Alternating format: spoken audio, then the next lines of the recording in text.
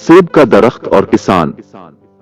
एक दफा का जिक्र है कि एक गांव में जंगल के किनारे एक किसान रहता था। इसका एक बड़ा बाग था जिसमें एक पुराना सेब का दरख्त और दूसरे पौधे और खूबसूरत फूल थे। जब किसान छोटा लड़का था तो इसका ज्यादा वक्त सेब के दरख्त के साथ खेलने में गुजरता था। इन दिनों सेब के दरख्त ने इसे बेहतरीन सेब दिया करते थे। ताहम जैसे जैसे वक्त गुजरता गया, सेब का दरख्त बूढ़ा हो गया और फल देना बंद कर दिया। अब जब किसान को दरख्त से सेब नहीं मिल रहा था तो उसने फैसला किया कि दरख्त बेकार है। इसलिए इसने दरख्त को काटकर उसकी लकड़ी से कुछ नया फर्नीचर बनाने का फैसला किया। उसने महसूस किया कि चूंकि दरख्त पुराना और बहुत बड़ा है, इसलिए इसे ठीक करने की जरूरत नहीं है और उससे बहुत अच्छा फर्नीचर बन जाएगा। वो भूल गया कि इसने अपना पूरा बचपन दरख्त पर चढ़ने और उसके सेब खाते हुए गुजारा था। अब सेब का दरख्त मोहल्ले में कई छोटे जानवरों का घर था। इसमें गुलहरी, चिड़िया और परिंदे और कीड़े मकोड़ों की एक बहुत बड़ी किस्म शामिल थी। जब किसान अपनी कुल्हाड़ी लेकर दरख्त को काटने लगा तो तमाम छोटे जानवर दौड़ते हुए नीचे आ गए। वो सब किसान को मिन्नतें करने लगे। वो किसान के गिर्द इकट्ठे हुए और कहने लगे, प्लीज इस दरख्त को मत काटो। जब तुम छोटे थे तो उसी दरख्त के नीचे हम तुम्हारे साथ खेला करते थे। ये हमारा घर है और हमारे पास रहने की कोई और जगह नहीं है। किसान अटल था। उसने कुल्हाड़ी उठाई और हंगामा बढ़ गया। गुलहरी ने पुकारा, बड़ा करम मेरे घर और बच्चों को काट कर तबाह न करे। छोटे परिंदों ने पुकारा, बड़ा करम मेरे घोंसले को काट कर तबाह न करे। बड़ा करम सेब के दरख्त को मत काटो, टिड्डे ने पुकारा। किसान ताहम अपने बचपन और जानवरों के दोस्तों को भूल गया। उसने दरख्त को जोर से काटना शुरू किया। तमाम छोटे जानवर बेचैन हो गए और किसी भी कीमत पर सेब के दरख्त की हिफाजत करना चाहते थे। छोटे जानवरों ने कहा, जब आप खेतों में मेहनत कर रहे होंगे तो हम आपके लिए गाएंगे।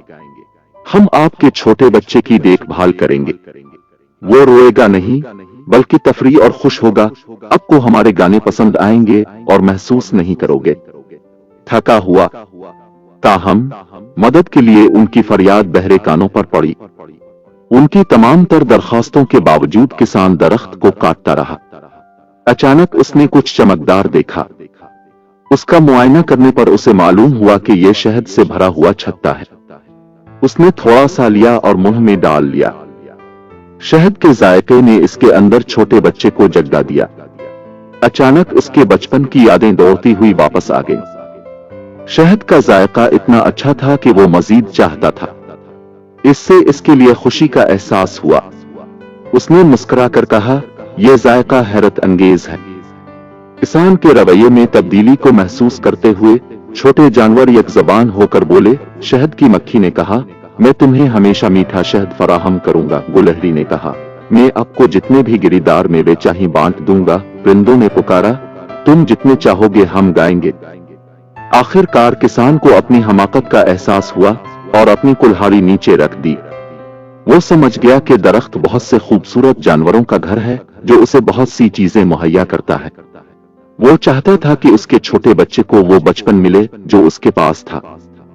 किसान को मालूम हुआ कि सेब का दरख्त इतना बेफल नहीं है। इसमें मौजूद छोटे मखलूक ने सेब के दरख्त को बचाया। उसने कुल्हाड़ी फेंक दी और छोटी मखलूक से कहा, मैं वादा करता हूं कि मैं इस दरख्त को कभी नहीं काटूंगा। मुझे अपनी गलती का एहसास हो गया है और अब तुम सब अमन और हम आहंगी से रह सकते हो। छोटी मखलूक ने शहद की मक्खी का बहुत शुक्रिया अदा किया। अगर किसान को शहद का छत्ता ना मिलता तो वो अब तक बेघर हो चुके होते। वो सेब के पुराने दरख्त में खुशी खुशी जिंदगी गुजारते रहे। इस कहानी से हमें यह सबक मिला कि फितरत में मौजूद हर जानदार चीज किसी न किसी काम की है। हमें किसी भी जानदार को तबाह नहीं करना चाहिए।